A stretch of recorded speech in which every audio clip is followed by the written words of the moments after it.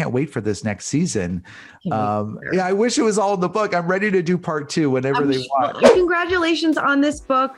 I read it. I was fascinated by it. You got so many wonderful interviews from producers, from the women. I mean, what made you want to put this together?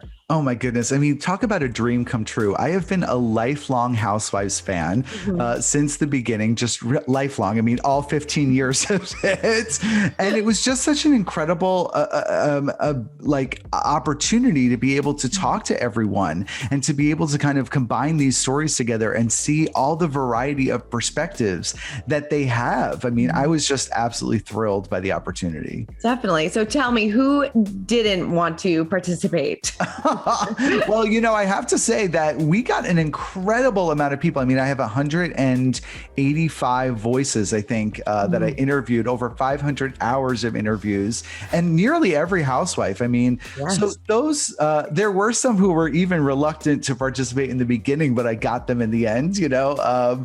Certainly some took convincing to understand that this was an opportunity for them to really set the record straight and be totally honest about everything that has happened. There was not a single question that was off topic, nothing that we had to kind of avoid. So there wasn't really anybody that I was, bummed about not speaking with. I think we got everybody. I think so. I mean, the story flows perfectly. I mean, how did you kind of piece everything together? Like how, because I'm sure this was like a puzzle for you. It was like building the biggest puzzle, but also shaping the puzzle pieces, right? You know, it was like starting totally from scratch. I worked really closely with outlines. I kind of started by saying, like, this is sort of the major topics that I wanted to talk about. And I actually started with the fans. I wrote a Twitter thread asking, guys, what are the burning questions you have about the Housewives? Now, I didn't tell them I was writing a book. None of them knew that I was going to use the information that they had. But in those like hundreds of responses, I was able to kind of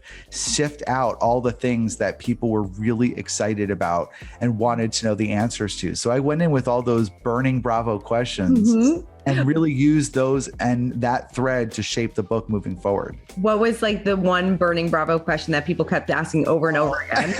Well, everyone wants to know like the truth about the cancer gate. Like, did Vicky really know? Everybody wanted to know. And we, of course, explore that in the book. Yep.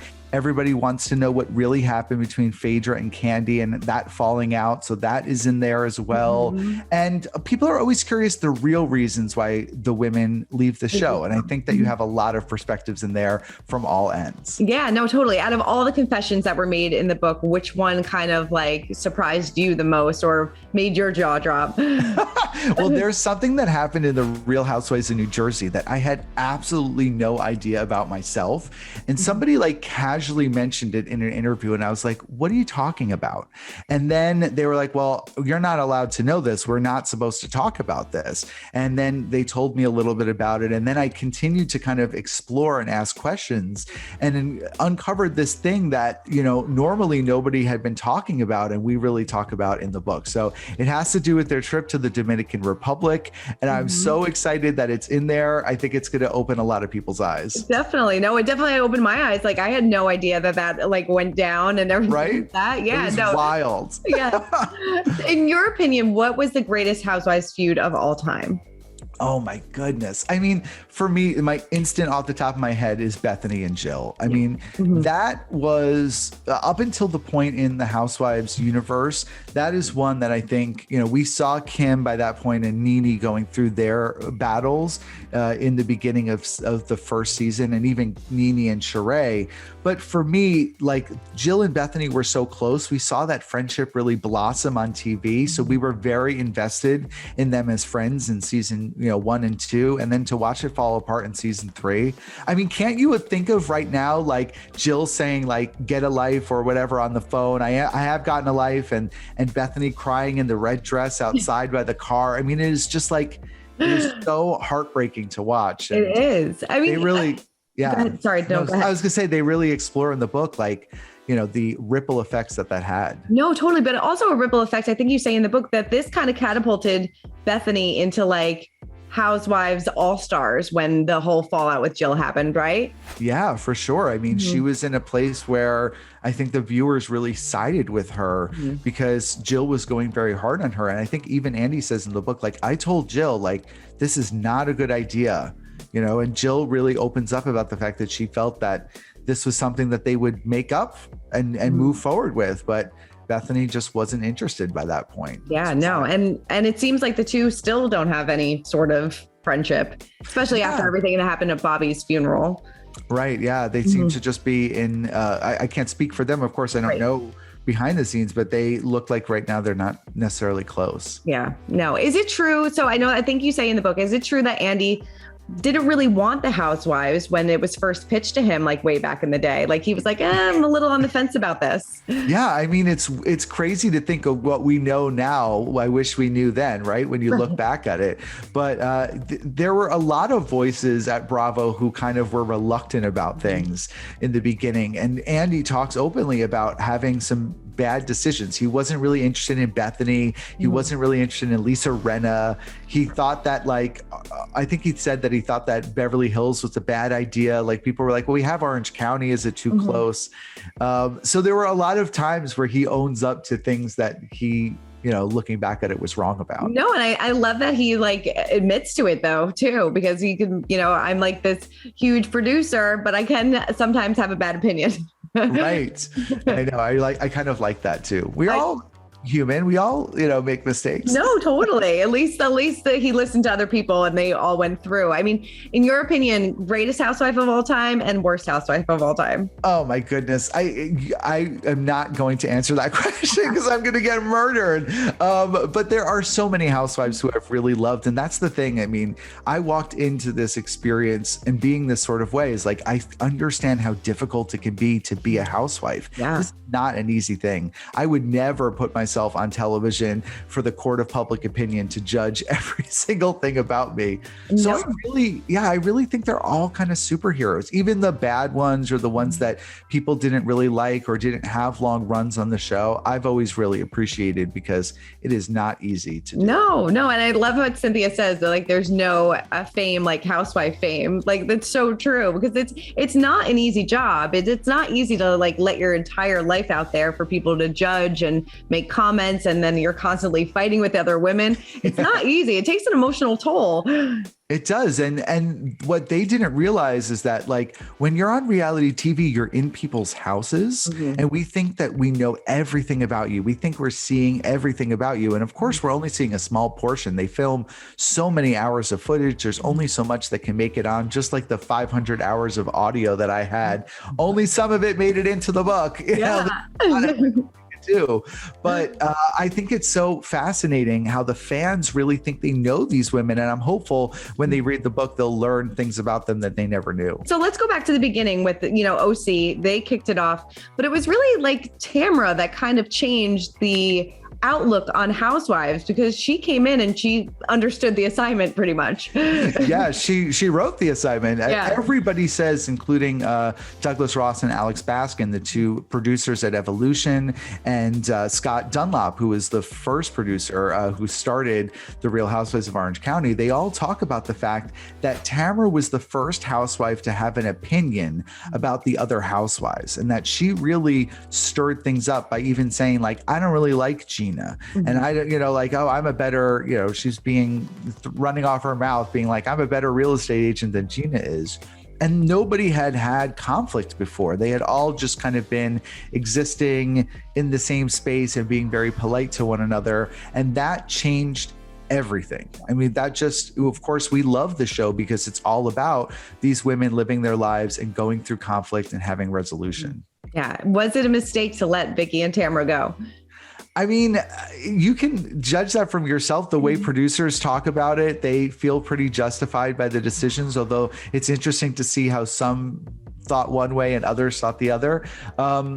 I personally think that both of them are incredible housewives. I'm very excited. I want to see them both back on my television screens in some capacity soon. So, but I mean, Tamra really is for me the OG of it all. I mean, I understand people argue about Vicki or Gina, who's OG, but for me, it's Tamra because she's the one who came in and really, as the producers say, paved the way. Yeah, totally. I know we talked a little bit about Bethenny before, but it's true that she didn't really want to do Housewives when she was first approached to do the show.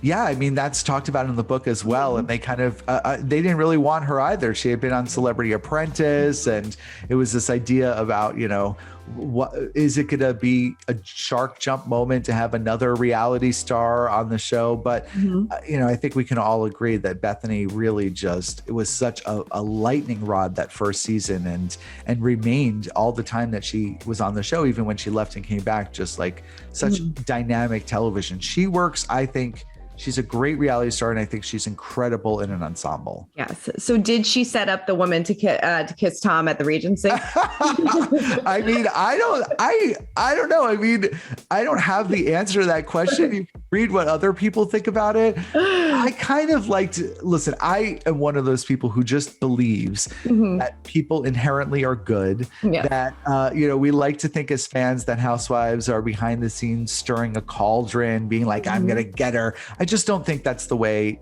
real people act. Right. And I don't think that's the way the house was. It's fun to fantasize about the strategy, but I kind of don't think that truth is stranger than fiction. Some things just fall into your lap. And in that situation, it really, to me, I perceive it as it just kind of fell into her lap. No, totally. Yes. But what a great moment. What a great gift. Yeah, exactly. Maybe not to Luann, but a great gift to us. It was interesting when I was reading the book too. I kind of felt like this still underlying tension between Teresa and Melissa, like the two of them kind of going back and forth. And Teresa was not very happy that producers kind of went, she thinks went behind her back, casting Melissa and Kathy on the show. But it seems like there's still definitely that Teresa is still mad about this. Yeah. And it's so funny because I don't know if you've seen the trailer for the Real Housewives Ultimate Girls Trip, but it seems to come up there. And my interviews were done before that. So I wonder, the part of me is being like, did that spark this conversation back up? Are they still, frustrated by that? But yeah, there are very different opinions about how that all went down. And I mean, production has a different opinion. The women have a different opinion. Certainly Melissa has a strong opinion about it.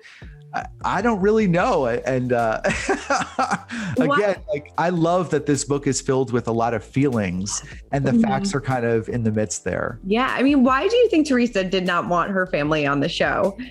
I mean, I don't know. It could have just been that she wanted to be asked it first, that she wanted to, have a heads up. And she says, I think, pretty clear that she would have been open to it. But I don't know. I mean, personally, if I were doing something like that, I may feel, having watched what was going down between Dina and Caroline and seeing the way it was affecting family, maybe I wouldn't really want to expose that sort of issues if I knew that I had that behind the scenes in front of the camera. But it was incredible television. So as a viewer, I'm very grateful that Melissa came on the show. No matter how she came on the show, I think she's such a great housewife. And look, I mean, she's an all-star, just like Teresa. She really is. And I love that, obviously the table flipping moment was one of the most iconic moments in Housewives history. But it seemed like everybody was like, yeah, Teresa was so cool, calm, and collected before all of this. And all of a sudden, a light switch went off and she's like, I'm really mad. Right. And how about what happened afterwards? Did you hear that part where see that part in the book where they were talking about how afterwards they all just went and got a drink like it was no big deal? I couldn't believe that. I couldn't believe it. I love that they were like, yeah, when Joe kissed her, it was like she was calm again. And he has just got this magic touch, and she came back in like nothing happened. I mean, talk about one of the most incredible reality stars. Teresa Giudice has just been through so much on TV, and it's been such a joy to watch her journey. I can't wait for this next season. I wish it was all in the book. I'm ready to do part 2 whenever they want. Yeah, I mean, you're going to have an abundance, and especially with this Ultimate Girls Trip too. I think that's going to be really great. Oh my God, it's going to be so good. And then I would have given. Wouldn't you have wanted to go? Bring me. We should have gone to Turks and Caicos, Christina. You and I. No, Turks and Caicos, and then up to Bluestone Manor at Dorinda's. Oh. We could have just been sipping drinks in the background. It would have been amazing. For everybody that doesn't know, you kind of break down every single franchise. So every single, all the housewives kind of give their take. And obviously you touch on Beverly Hills too. And it seemed like everybody was afraid of Lisa Vanderpump in a way on the show, which I was a little surprised about as well, too.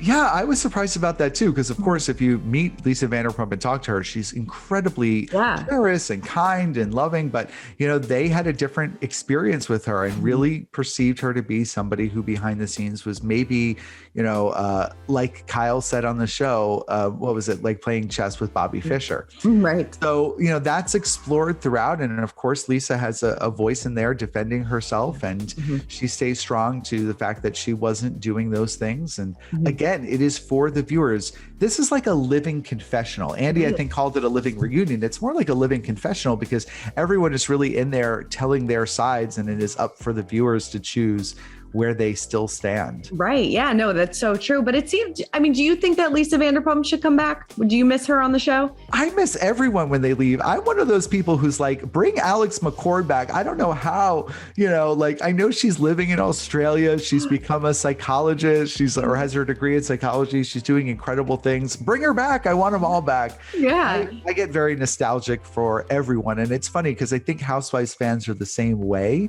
They'll be like, oh, I'm tired. I don't want to see this woman anymore, and then she's gone for a few seasons, and all of a sudden it's like, I miss her, bring her back. Right. You can't please a Housewives fan. No, you can't. And like you said before, you do explore like why certain housewives leave, why some get fired. And I think that's interesting because you always see like these blanket statements like, oh, moving on to other bigger, better things. It's like, was that your decision or was that the network's decision? So listen, at the end of the day, it's a job, right? So, no matter whether you get fired from it or you choose to leave it, you still have the perspective of, okay, it's time for the next chapter, whatever that will be. I'm glad that Bravo is always so good about letting the women speak it from their own voices. Yeah. What was your most shocking firing? Oh gosh, that's so hard. I don't know. I was surprised that Kim Fields didn't last another season because I know she was like, in viewers' eyes, she wasn't as dynamic on the show. But I thought that she had a great reunion. So I kind of like wanted to see her again. I was like excited by the prospect of what a Kim Fields season 2 would have looked like. Claudia Jordan, somebody else who I thought like was such, and that's explored in the book, like she was such a good housewife. And I would have loved to see another season of Claudia. I don't know. I missed them all. They all kind of surprised me. When Tamra left, I was shocked. When Vicky left, I was shocked. I never thought that I would see an Orange County without them. But these shows have to evolve in some way, and stories shift and change. So do you feel like this season of Beverly Hills has kind of like set a new bar on like the drama that we need in the Housewives franchise? Because it's hard. Like, you're coming off like, it seems like crime related things is what piques the audience interest. Cause then you have Salt Lake City with everything going on with Jen Shah. You had Teresa, everything going on with her. And now all this Erika Jayne drama. It just seems like you got to kind of up the ante a little bit. Yeah. Of course you could feel that way. But what I love about the Housewives is that, again, we've been down this path before, right? So like those Teresa seasons when everything was unfolding were so dynamic, but look at where we are now. Like there's so much drama and such great conflict happening. I'm very invested right now as the viewer. So I think that like, yes, it's set a bar. There's this, as a viewer, it's been incredible television, no matter whose side you're on. But I'm really thrilled to see how this franchise is going to continue to grow. I think that there's great things ahead. I don't think that the women have to, get arrested or go through some sort of massive conflict in their life for us to tune in. I love all seasons, no matter what. Yeah. I'm curious your opinion on why you think Dallas got canceled. Well, I know, Dallas is, their choice rather not to move forward with another season. And of course, we don't know if there will be another season down the line, happened after the book was already set and done. So unfortunately, I never got any perspective from the viewer or from the insiders on how that happened. So I can only speculate as a viewer and just say that maybe, that cast wasn't as connected in the same way that some of the other ones were. But I still am a huge Dallas fan, and I'm hopeful that we'll see another season. I think that there's a lot of story to explore amongst that group. Yeah. Did you feel that way about this past season of New York, that the women kind of felt a little disconnected? Yeah, I can see that a little bit. I love this past season of New York sometimes too. I think there are great there was great story to explore. I love Ebony K. Williams as a housewife. I thought that she really was just so smart and so interesting. And I think she opened up a lot about her family life, which I appreciated. I'm excited to see where that franchise goes. Again, not covered in the book because it happened after we had to draw the line at a certain point. But I think I'm looking forward to seeing where New York ends up. Should Dorinda come back? Yeah, and so should Jill, and so should again Alex McCord. Like, give me all the oldies. I love these women, and I think they're, as viewers, you get invested in seeing them season after season.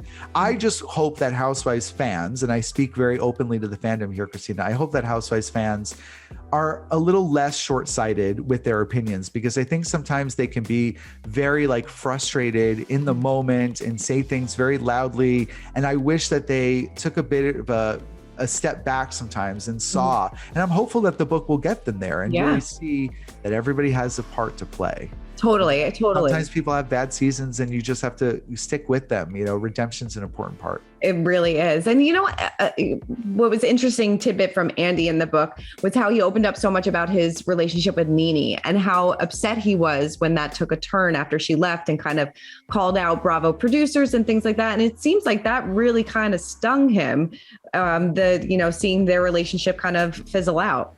Yeah, I know. And I was really surprised by that as well, because you sometimes imagine that, they're not real people, right? Like Andy's not a real person and he doesn't really have feelings. It's all business. Like you think that way, but they are. And these people have relationships that have gone back for a long time. So once again, as a journalist, right, writing this book, I came with the same perspective as I've written every article in my entire life of just like, it is not about my opinion here as a Housewives fan. It is not about making any sort of decision or judgment. I'm just here to watch. Yeah.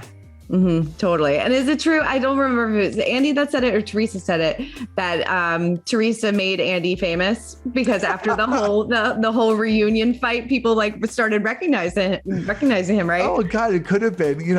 I have to go back and refresh my memory myself, but yeah, I'm sure that it's one of my favorite debates that ever happened on Watch What Happens Live. I think it was at BravoCon back in 2019, that debate about like, did Orange County put Housewives on the map or did New York? And it was like Vicky and Ramona arguing about it. I mean, the ego is hilarious. It's so fun and silly and I just adore it. Are you so thrilled that Miami is coming back? I cannot wait. I know. I'm so excited. That came out when we were writing the book. So that was really exciting. And of course, I was having conversations with all these women, some of whom I hear are returning. Nothing has been officially confirmed loudly to me yet, but they were trying, at the point, didn't really know what was happening either. So it was like exciting to revisit all of this. And I felt like maybe these interviews got them prepped to join the show again. Yeah, no, totally. I mean, what do you think as like a fan of Housewives that, been following along for 15 seasons, 15 years, when they read this book, what are you hoping that they take away? Well, I mean, the book is written in such a way that every fan, no matter whether you just started watching Housewives or like me, have been watching for 15 years, it's written in such a way that we can all gain something from it. Like Christina, you're an expert in the Housewives community. You spend the time really paying attention to everything happening on the internet, on every Instagram, every Reddit thread, all that stuff. But a lot of viewers are just casual viewers. And I think they're going to learn a lot. And I think there's things in here that you may even learn that you have no idea. Yeah. I'm hopeful that it satisfies the fans' questions. I want them to know that I really wrote it from the perspective of a fan first. And I'm hopeful that you walk away recognizing that these women are real people going through real things. I want to once and for all, like, beat down that stigma that this is a scripted show and, that these are all fake things. Like that is just not true. No one is handed a script. And I hope that after reading this book, no one will ever think that again. Definitely. Definitely. Have any of the housewives reached out to you after they've read it? Yes. And some are really upset. Really? Oh no. But that's okay. It again is the experience of like watching the show and seeing the confessional of what the other person is saying about you.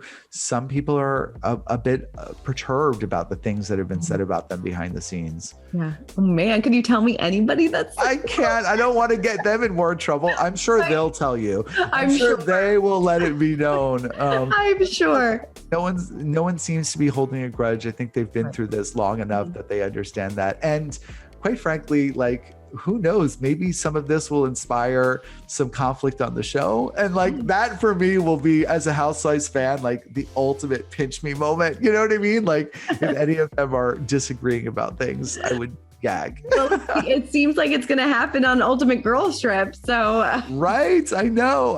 I'm curious if that comes up at all. I will be watching like with close eyes, just like you. I'm talking to Cynthia later on this afternoon, so I'll ask her. Ask her. I love Cynthia Bailey so much. I think that she's an incredible housewife. I hope, again, that's another situation. Like, I hope that's a pause. Yeah. I want to see her again in the future. And I loved our conversation. She's an incredible woman. She really is. I'm so excited to chat with her. And I was so excited to chat with you today, Dave. Thank you so much. This was so much fun. I really appreciate it.